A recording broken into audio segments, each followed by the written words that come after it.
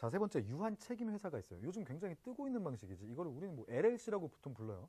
가다가 뭐 LLC라고 써 있으면 아, 저거 유한 책임 회사구나. 저 LLC가 라고 생각하면 돼요. LLC. 자, 유한 책임 회사 봅시다. 유한 책임 회사는 사원이 출자한 자본금을 갖고 원칙적으로 그 출자 금액을 한도로 하여 회사에 대해서만 유한한 책임을 지는 간접 책임을 지는 사원만으로 구성되는 회사다. 아, 유한 책임 사원만으로 구성되어 있대. 유한 책임 사원만으로 구성되어 있대. 아까 얘기했던 인적 회사로서의 합명 회사와 합자 회사의 경우에는 인적인 성질이 굉장히 강하죠. 누구한테? 이 무한 책임 사원들한테. 그래서 이 사람들이 모든 걸 다 해결하는 거예요. 그쵸? 무한한 책임을 지고. 근데 유한 책임 회사부터는 유한 책임 사원만으로 구성되어 있어. 즉, 이 사람들 뭐 하는 거예요? 아까 합자 회사에서 예를 봤을 때 투자금이 있죠. 출자금이 있어요. 투자금, 출자. 이 투자금을 한도로 해서 회사 채권자도 아니고 그냥 회사에만 책임지는 거예요. 회사에. 즉, 회사 채권자는 볼 필요도 없어. 회사 채권자는 회사의 경영진이 알아서 보는 거고, 이 유한 책임 사원들은 나는 1,000만 원 투자했어, 나는 1억 투자했어, 나는 뭐 5천 투자했어 하고 있는 이 투자금들이 있죠. 이 투자금에 대해서만 영업이익이 발생했을 때는 당연히 이 비율로 해가지고 배당을 받게 되는 것이고, 회사에 손해가 발생했을 때는 뭐 채무가 발생했을 때는 아까 인적 회사처럼 회사 채권자한테 직접 무한한 책임을 지는 것이 아니라 자기네가 출자한 금액만 떼이면 그만이라는 얘기예요. 아시겠죠? 이러한 회사, 이러한 사원만으로 구성돼서 이러한 유한 책임 사원들이 100명 있다라고, 뭐 100명 있다라고 하면 이 100명이 모두 유한 책임이다. 뭐 서로 얼굴도 잘 모르겠지. 인적 회사가 아니라 물적 회사로 넘어갔으니까. 그런 회사가 유한 책임 사원 회사다. 자, 그러면 유한 책임 회사 주식 회사랑 굉장히 비슷한데요, 교수님? 뭐 이렇게 생각할 수 있겠죠? 주식회사랑 상당히 유사하죠. 원래는 유한책임 회사가 없다 그랬지. 주식회사랑 유한회사 정도가 물적회사라고 봤었는데 그 중에서 유한회사는 또 약간 인적회사의 성질도 좀 가지고 있어요. 완벽한 물자회사는 주식회사 하나밖에 없었어요. 즉 소유와 경영이 완벽하게 분리된 회사는 주식회사 하나밖에 없었는데 주식회사로 하다 보니까 조금 불편해. 왜 불편하냐? 주식은 액면가가 정해져 있는 주식을 발행하는 수량이 정해져 있어. 그쵸? 그래서 발행한 수량 외에 더 투자금을 유치하려면 주식은 결국은 투자금을 유치하기 위해서 발행하는 거잖아요. 그쵸? 그러려면 주식을 다시 발행해야 되는 아주 복잡한 절차들이 기다리고 있어가지고 영 용이하지가 않아요. 그래서 아주 대규모 큰 회사에서는 회사를 상장함으로써 주식을 상장함으로써 좀 용이하게 자금을 조달할 수 있는데 그렇지 않게 조금 작게 운영하다가는 주식을 또 재발행하기도 어렵고 복잡하고 골치 아프고 한 거지. 그래서 주식은 이렇게 액면가가 정해져 있는 주식을 발행해야 되고 발행 주식의 범위 안에서만 주식의 단위별로만 구입을 할 수가 있는 것인데 즉 주식의 단위별로 내가 주식을 삼으로써 투자를 할 수 있는 거죠. 근데 그러다 보니까 좀 복잡하다 이거지. 그래서 유한 책임 회사는 주식이라는 걸 발행하지 않고 그냥 금액 정하지 않고 그냥 투자금을 받는 거예요. 개인적으로 얼마씩 하든 상관없지. 그냥 투자금을 유치한다. 그래서 그걸 가지고 주식처럼 분할되지 않는 총액으로서의 그런 자산을 투자를 받아서 주식회사처럼 운영하는 거다. 물적 회사로서 유한 책임 사원만으로 구성되어 있다라는 거 생각하시면 되고. 자, 그럼 업무 집행권은 누가 갖냐? 아까 인적 회사에서 업무 집행권과 대표권은 무한 책임 사원들이 가졌었죠. 근데 유한 책임 회사부터는 무한 책임 사원이 없잖아요. 유한 책임 사원밖에 없는데 그러면 업무 집행권은 누가 가져?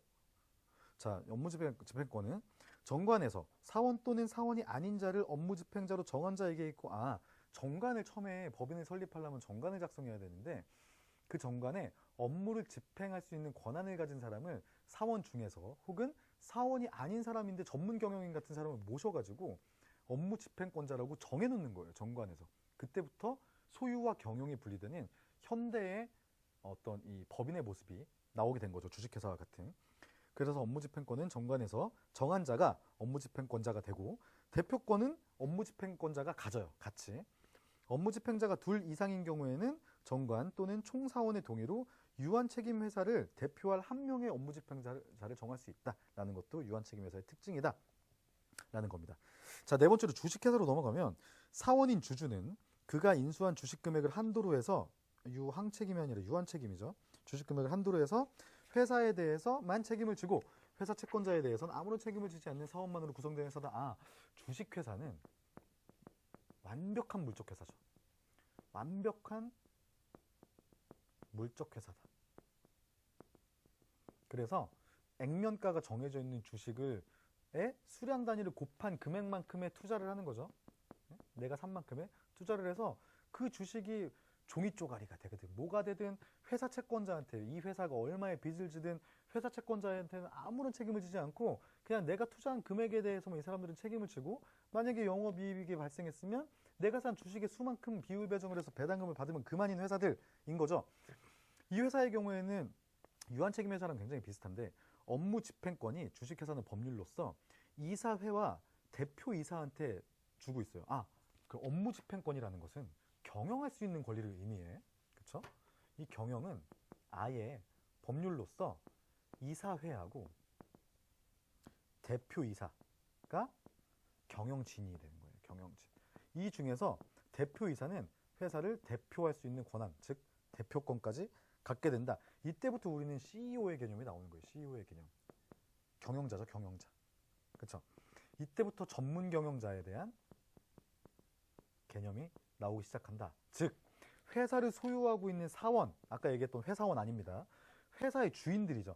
이 사원하고 경영이, 즉 소유와 경영이 완벽하게 분리되어 있는 현대 모습의 회사가 나오게 됐다. 그래서 주식회사의 주인은 우리가 한 주를 사더라도 한 주만큼 우리는 이 주식회사의 주인이 돼요. 즉 사원이 되는 거죠. 저도 주식 많이 있어요. 소액으로 10만 원어치 산 것도 있고 5만 원어치 산 것도 있고 500원짜리 주식 100개 5만 원 이렇게 산 적도 있지만 나는 그 주식 500원짜리 주식에 100개의 주식 수만큼 이 회사의 지분을 가지고 있는 이 회사의 주인이에요. 아시겠죠? 주주니까. 주식회사의 주인은 주주다. 주식회사의 사원은 주주다. 주식회사의 사원이라고 했을 때 어떤 주식회사의 회사원 생각하시면 안 돼요. 주식회사의 사원은 주주예요. 이 주주는 이 내가 산 주식의 수만큼만 그냥 회사에 책임지면 끝이에요. 회사에 책임진다는 게 뭐죠? 그 주식 종이 쪼가리 되면 내가 그냥 아무런 조치를 취할 수 없다라는 거지. 그렇죠? 반대로 영업이익이 발생하면 주식의 수만큼의 배당을 받는 것. 그게 끝이다. 그리고 경영은 누가 하느냐? 이사회라는 주식회사는 법률로서 이사회라는 거를 구성해야 되고 그리고 법률로서 대표이사를 지정해야 돼요. 이 대표이사는 업무 집행권도 갖고 대표권도 갖는다. 경영은 이러한 전문 경영인 집단에서 한다. 라는 겁니다. 아시겠죠? 주주는 아예 경영에 참여가 불가능하다. 다만 주주총회를 통해서 경영 외적인 부분에 한 표 내 주식의 수만큼 관여할 수는 있다 정도만 알고 계시면 될 것 같아요. 자, 그러면 유한회사는 뭐냐? 전통적 개념에서 인적회사에서 물적회사로 넘어가고 있는 개념인데 주식회사의 주주처럼 회사 채권자에 대해서는 직접 아무런 책임을 지지 않는데 회사에 대해서만 출자한 만큼만 책임을 지는 사원으로 구성된 회사다. 그럼 아까 유한책임회사랑 상당히 비슷한 거 아니에요? 그렇죠. 비슷하니까 이름이 비슷하지. 유한회사, 유한책임회사. 그런데 업무집행권 및 대표권은 이사에게 있다. 법률로서 이사회는 없어도 되는구나. 대표이사도 마찬가지고 사원은 그 지위에서 회사의 업무 집행 및 대표에 참여할 수도 없고 유한책임회사랑 가장 큰 특징은 사원의 수를 50인으로 제한하고 있는 게 유한회사다. 그러면 인적회사에서 물적회사로 넘어갈수록 즉 합명회사에서 완벽한 물적회사인 주식회사로 넘어가면 넘어갈수록 규모도 커지고 투자자로서의 사원의 수도 굉장히 높아지는데 이 유한회사는 순서로 인적회사에서 물적회사로 넘어가는 순서로 봤을 때는 합명에서 약간의 투자를 받았죠. 합자 그리고 유한 그리고 유한책임 그리고 완벽한 모습의 주식회사 요 정도의 순서로 점점 물적회사화 되는 경향을 보이는구나 라고 생각하시면 돼요. 그래서 한명회사로 시작하는 인적회사와 주식회사로 끝나는 물적회사의 중간 어디쯤 있는 게 유한책임회사인데 유한회사인데 유한책임이나 주식회사처럼 굉장히 물적회사적인 요소는 가지고 있지만 사원의 수는 50인으로 제한함으로써 규모는 비교적 작은 편이구나 라는 정도로 생각을 하시면 될 것 같아요. 자, 우리가 창업을 할 때 지금 설명한 바처럼 회사의 유형을 우리의 상황이나 사업의 특성, 우리의 능력, 뭐 구성원들 등을 통해서 이런 회사의 유형을 정하는 거 굉장히 중요하겠죠. 미리미리 창업을 할 때, 그러면 합자회사가 정도면 좋겠어. 약간의 투자금이 좀 필요할 것 같아. 합자회사로 시작한다거나, 아니면 일단은 우리는 기술을 믿고 우리 친구 3명이 동업을 하는 거니까 자본금도 그리 많이 필요하지 않고, 일단 다른 사람들이 끼는 것도 싫고, 투자금에 대해서 우리는 일단은 우리가 다 영업이익을 우리 목으로 돌려서 회사를 좀 키워나갈 필요가 있다. 우리의 이익을 좀 늘릴 필요가 있다라고 하는 경우에 한 명 회사로 시작을 한다거나 하는 식으로 회사의 유형을 정하는 게 굉장히 중요하겠죠. 자, 11페이지 회사의 능력을 보면은 중요하지 않으니까 패스할 거예요. 한번 읽어보시고. 자, 그러면 우리가 어떤 회사를 설립을 해서 창업을 할지에 대해서 유형을 정했어요. 그럼 일단 설립을 해야겠죠. 자, 설립은 굉장히 간단하다. 11페이지 하단에 보면 회사의 설립을 할 때는 2번 회사의 설립 절차 보면 크게 실체 형성 절차와 설립 등기만 하면 회사는 설립이 완료된대. 아까 뭐라 그랬죠? 설립 등기는 법인이 법인격을 갖게 되는 효력 요건이라 그랬죠? 실체를 형성하고 등기하면 회사 설립 끝. 그러면 되게 간단한가 보네, 회사를 설립하는 게 라고 생각이 당연히 들겠죠? 네, 간단합니다. 한번 보시죠. 실체 형성 절차와 설립 등기하면 되는데, 실체 형성 절차, 회사의 실체 형성 절차는 여러 가지의 행위로 진행되는데 이 중 가장 중요한 설립 행위는 정관 작성하고 사원 확정 절차다. 그러면 실체 형성 절차는 크게 2가지로 구분되는데, 먼저 정관을 작성하고 두 번째는 사원을 확정하는 거구나. 물론 이 사원 확정하는 절차는 주식회사의 경우에는 조금 별도로 하지만, 여하튼 정관을 작성하고 사원 확정하면 실체 형성이 끝나는구나 라고 하는 거예요. 그래서 밑에 뭐라고 써 있어? 회사의 실체는 원래 없죠. 사람들이 모여 있는 거잖아, 자본과 인력이. 그래서 회사의 실체는 원래 없는데 언제 이루어지냐면 자본, 돈과 인력이 결합이 되면서 이루어지는데, 이 자본과 인력을 결합하는 것을 우리가 온천하에 대고 마이크 대고 떠들 수는 없잖아요. 이제부터 자본과 인력이 결합됐습니다 라고 할 수는 없지. 그거를 정관을 작성을 하는 절차를 통해서 자본과 인력이 결합하였음을 인정받게 되는 거예요. 아시겠죠? 정관의 작성은 자본과 인력의 결합을 공식적으로 확정하는 것을 의미한다 라고 아시면 될 것 같아요. 자, 그러면 정관은 어떻게 작성하는 건데요? 어려워하지 마. 검색 엔진 같은 거 보면 정관 양식 다 나와 있어요. 그쵸? 근데 내용이 뭐냐? 아까 얘기했던 회사의 유형들이 있었죠. 한명, 합자, 유한, 유한책임, 주식회사, 이렇게 5가지 유형별로 조금씩 달라요. 정관의 필수적 기재사항이. 그럼 정관에는 이 필수적 기재사항만 있으면 정관 작성 끝! The end. 그러면 법률에 뭐라고 써 있을까요?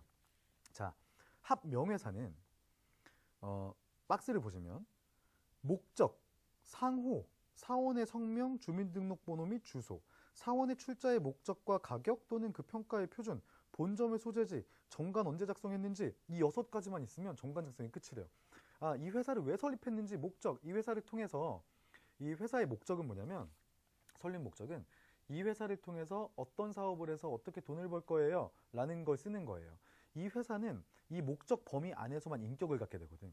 이 목적 범위를 벗어나는 행위는 회사의 행위로 보지 않아서 회사한테 귀속되지 않아요. 아시겠죠? 목적 굉장히 명확하게 써야겠지?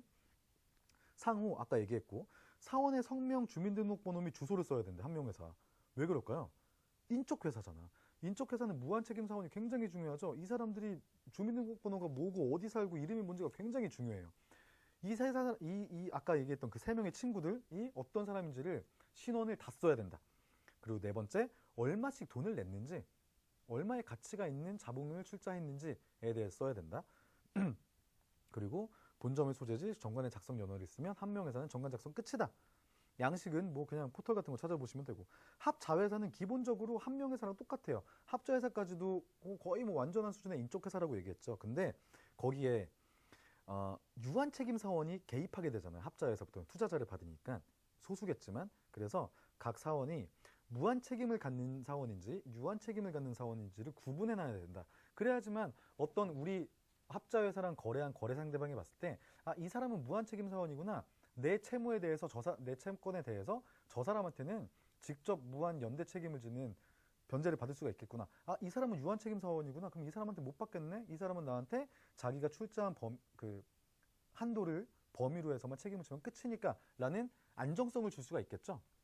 자, 유한책임회사는 제179조 1호부터 3호까지 그리고 5호, 6호에서 정한 사항, 4호 빼고 한 명 회사에서 정한 1, 2, 3, 5, 6호를 다 쓰고, 그리고 두 번째에서 약간 다르게 사원의 출자의 목적 및 가액을 쓰고, 자본금이 얼마인지 그 총액이겠죠. 출자금의 총액.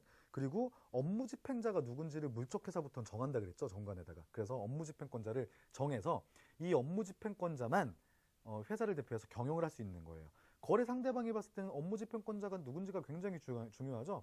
어떤 사람이 나 업무집행권자예요 라고 하고 이 거래 상대방이랑 거래를 했는데 알고 보니까 정관에서 규정한 업무집행권자가 아니다. 그럴 경우에 이 사람의 행위는 당연히 무효겠지. 불법이겠지. 이 사람은 손해를 어떻게 보전받아? 당연히 못 받겠죠. 굉장히 거래의 안정을 위해서 업무집행권자를 정관에 명시해야 된다. 자, 주식회사로 넘어가면 주식회사부터는 한 명 회사의 규정을 준용하는 것은 없고 완벽한 물적회사이기 때문에 별도로 그냥 정해놨어요. 그래서 목적, 상호, 회사가 발행할 주식의 총수, 액면 주식을 발행하는 경우 한 주는 액면가가 얼마인지, 회사의 설립 시에 발행하는 발행 주식은 설립할 때 발행하는 발행 주식은 몇 개인지, 본점은 어디에 있는지, 회사가 어떤 방식으로 중요한 내용을 공고하는지, 그리고 회사를 처음에 발기했던 발기인의 성명, 주민등록번호 및 주소가 어떻게 되는지를 적게 돼 있다. 물적회사다 보니까 위에 있는 한 명 회사부터 쭉 내려오다 보면 주식회사에는 인간, 개인에 대한 정보가 확 현저히 줄어들었죠. 위에 한 명 회사는 주로 개인에 대한 내용이었는데, 그래서 주식회사가 주식을 가지고 있는 주식의 총수의 결합으로 이루어진 회사라서 물적회사구나. 그러다 보니까 정관의 기재사항 자체도 굉장히 물적인 요소로만 구성되어 있구나 라고 하는 거지. 근데 정관에 사원의 확정에 대한 게 없네? 그쵸? 왜 그럴까요? 주식은 초반에 이제 상장 여부를 떠나서 처음 설립 시에 발행하는 주식의 총수가 예를 들어서 만주다. 만주를 누가 살지 몰라요. 그쵸? 그러다 보니까 정관 작성 시에 사원을 확정할 수가 없다라는 점 알아두시면 됩니다. 지금까지 설명한 내용이 밑에 나와 있는 2번 사원 확정 절차, 기간 구성 절차에 대한 이야기고요. 자, 이렇게 실체를 형성을 했으면 이제 설립을 등기하면 끝이에요. 설립 등기만 하면 돼.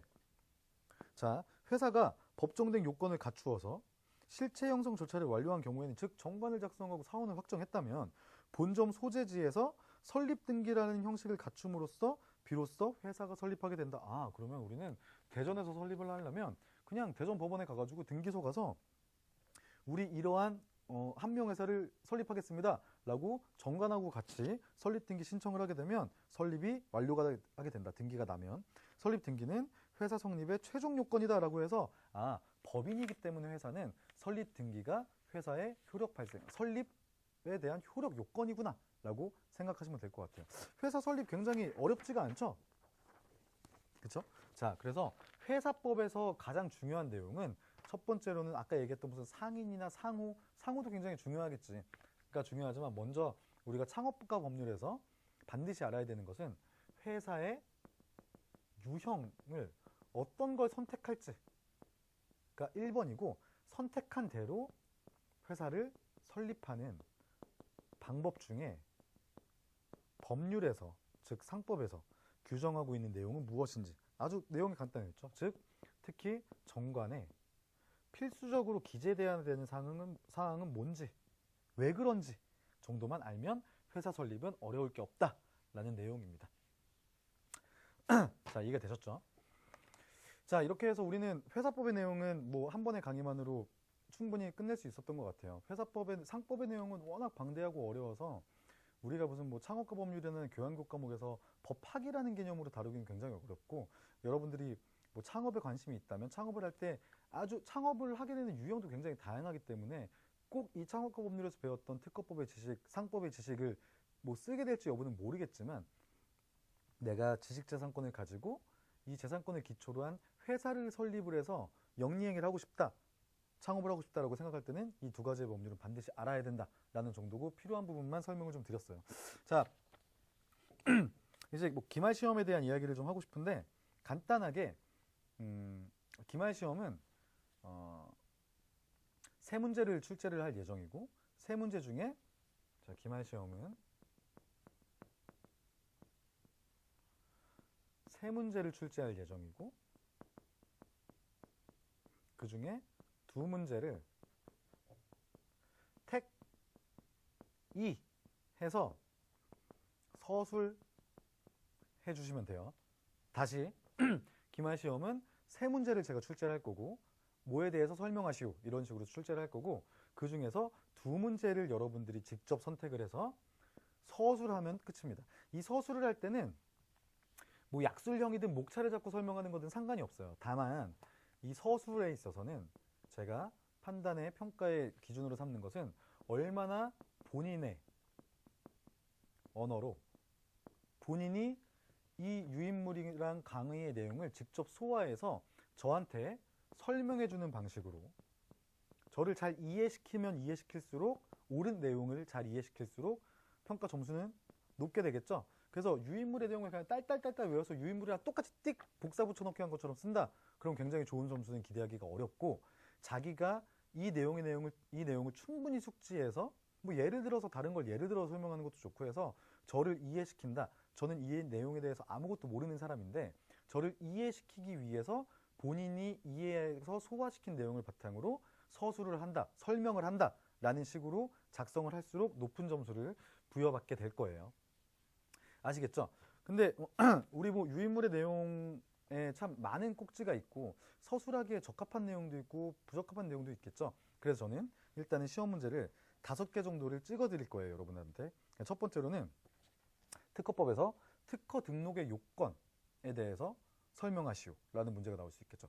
특허 등록의 요건, 우리 뭐 일단 생각할 수 있는 거는 뭐 신규성, 상업상 이용 가능성, 산업상 이용 가능성, 신규성, 진보성, 이렇게 세 가지가 특허 등록의 요건인데, 뭐 특허 등록의 요건에 대해서 설명하시오 라고 했는데 특허 등록의 요건은 산업상 이용 가능성, 신규성, 진보성입니다. 끝. 이건 빵점짜리지. 특허 등록을 하려면 발명부터 시작을 해야겠죠. 발명은 뭐를 발명이라고 하고, 이 발명을 가지고 내가 특허 등록의 요건이 세 가지가 있는데, 산업상 이용 가능성은 뭐고, 신규성은 뭐고, 이럴 경우엔 신규한 걸로 보고, 이럴 경우엔 신규성이 의제되는 걸로 보고, 진보성이라는 개념은 이런 건데, 뭐 이전 해당 분야에서 이전 기술에 대해서는 이전 기술 수준으로서는 상상할 수 없던 건데, 뭐 이 기술로서 좀 가능하게 됐다거나 하는 걸 진보성이라고 본다. 이런 경우에 다 통과되면 특허 등록이 된다. 뭐 이런 식으로 쭉 설명이 이어져야겠지? 그쵸? 그래서 먼저 특허 등록의 요건에 대해서 설명하시오. 두 번째는 특허권의 효력에 대해서 설명하시오. 특허권의 효력. 특허권의 효력 뭐였죠? 특허 발명을 업으로서 독점적으로 실시할 수 있는 것. 이게 특허 등록의 효력이지, 적극적 효력. 그러면 업으로서의 의미는 뭔지, 독점한다는 것의 의미는 뭔지, 특허권이 뭐 침해를 받았을 때 어떻게 되는 건지도 뭐 이어갈 수도 있는 것이고, 여하튼 특허권의 효력에 대해서 아주 넓은 범위에서 본인이 알고 있는 것들 사방팔방으로 다 뻗어나가도 좋으니까 저한테 설명하는 방식으로 작성해 주시면 되고, 세 번째, 특허 실시권에 대해서 작성하실 수가 있겠죠. 물론 뭐 특허권의 효력에 대해서 기술할 때도 넓게 뻗어나가 보면 특허 실시권까지도 먹어나갈 수가 있겠지만, 그건 이제 본인이 선택하실 문제고, 특허 실시권에는 뭐 전용 실시권과 무슨 뭐 통상 실시권이 있는데, 실시권에 대해서는 이런 것들이 있고, 특히 뭐 전용 실시권은 독점적이고, 통상 실시권은 뭐 약간 채권적이고, 통상 실시권 중에서 허락 실시권은 뭐 라이센스 계약이라고 부르는데 어쩌고, 법정 실시권은 이런 경우에는 법정 이제 뭐 특허청장의 권한으로 통상 실시권을 제정할 수 있다거나 뭐 이런 식의 내용들 쭉 쓸 수 있겠죠. 그리고 내 특허권이 침해됐을 때 침해는 뭐고 어떤 구제를 받을 수 있는지, 즉 특허 침해에 대해서 설명하시오 라는 문제가 나올 수도 있겠죠. 그리고 마지막으로는 회사의 유형, 즉 종류, 회사의 종류와 설립 절차에 대해서 설명하시오. 오늘 제일 중요하게 본 부분이었죠. 이렇게 한 5가지 문제 정리하자면, 다시 특허 등록의 요건, 특허권의 효력, 특허 실시권, 그리고 특허 침해, 그리고 회사의 종류와 설립 절차에 대해서 설명하시오. 이렇게 5문제 정도 중에서 제가 3문제를 골라서 기말 시험 당일날 들고 갈 테니까, 여러분들께서는 이 5문제 다 준비를 하든, 이거를 넘게 준비를 하든, 아니면 그 중에 제가 왠지 출제할 것 같은 3문제만 찍어서 준비를 하든, 여하튼 간에, 아니면 어차피 택이니까 아주 운 좋게 제가 내는 3문제 중에서 본인이 찍은 2문제가 나올 것 같으면 그 2문제만 준비를 하든 해가지고 기말 시험 당일날 이 2문제에 대해서 아주 자유롭게 저한테 설명하는 방식으로 서술하여 주시면 됩니다. 자, 이해가 되셨죠? 네, 한 학기 동안 창업과 법률 수업 이렇게 영상으로만 그 여러분들한테 전해드리게 되다 보니까 소통적인 부분 그리고 이제 강의의 퀄리티 그 피드백 부분에서 상당히 항상 아쉬워요. 그리고 항상 이 영상을 만들어서 업로드하는 데에도 아직까지는 좀 상당한 문제가 좀 발생을 하고 있어서 여러분들한테 좀 이번 학기에 특히 좀 상당한 양해를 좀 구할 수밖에 없었던 것 같고, 뭐 지금 이제 뭐 코로나나 이런 언택트 시대에 맞춰가지고 뭐 충남대학교도 마찬가지고 저도 마찬가지고 계속 좀 이 새로운 어떤 강의 방식에 대한 개발을 좀 꾸준하게 연구하고 고민을 하고 있으니까요. 앞으로도 좀 기대가 좀 필요할 것 같고, 여러분들도 이렇게 온라인으로 수업을 진행하는 것에 대해서 조금 더 효율적인 어떤 수강을 하고 학문의 내용, 강의의 내용을 좀 이해할 수 있는 어떤 효율적인 방안을 좀 직접 모색해보는 것도 좀 바람직하다고 생각합니다. 자, 일단 여러분 한 학기 동안 정말 고생 많이 하셨고, 저에 대한 어떤 뭐 개인정보까지는 아니지만 개인정보죠. 뭐 이메일 주소나 뭐 휴대폰 번호 같은 거 여러분들 다 알고 계시죠? 창업과 관련해서 혹은 이런 상법이나 특허법이 아닌 어떤 법률 문제, 뭐 하다못해 무슨 뭐 보험 사고가 났다, 어떤 법률적인 어떤 자문이 필요하다, 조언이 필요하다라고 생각할 때 여러분들이 앞으로 점점 더 살아갈수록 굉장히 중요해요. 그럴 때 주저하지 말고 꼭 필요하다면 저한테 개인적인 연락 언제든지 저는 기다리고 있고 성심성의껏 대답을 해드릴 테니까 어려워하지 마시고, 우리가 이렇게 교수와 학생으로 만나게 된 것도 굉장히 앞으로 생각해보면 큰 인연이라고 생각해요. 직접 여러분들의 얼굴을 지금 못 보고 있는 게 굉장히 아쉽긴 하지만 저는 이미 만나고 있다라고 생각하고 우리가 인연을 맺었다고 생각을 하고 있으니까 언제든지 연락 주시면 앞으로 더 많은 인연으로, 좀 깊은 인연으로 발전을 할 수 있도록 저희가 각자 노력하는 좀 그런 관계가 됐으면 좋겠습니다. 자, 한 학기 동안 고생 많이 하셨고 지금까지 창업과 법률의 이형욱이었습니다.